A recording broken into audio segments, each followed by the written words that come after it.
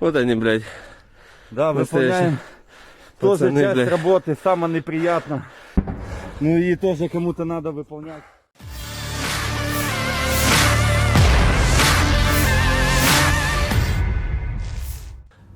Dua orang prajurit Ukraina tampak panik dan kebingungan, dibuktikan dari nafas mereka yang terdengar tak beraturan. Mereka tidak tahu harus berbuat apa.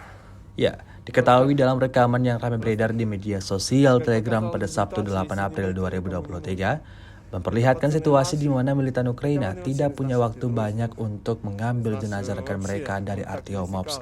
Hanya 3 yang berhasil kedua prajurit itu evakuasi, seperti yang terlihat dalam rekaman. Prajurit itu terang-terangan menyatakan kedilimaannya karena fakta pahitnya yang selamat tidak lagi memikirkan orang mati. Mereka lebih memilih mencari jalan keluar dari kota yang telah berubah menjadi neraka tersebut. Beredarnya video ini menuai beragam komentar dari warganet.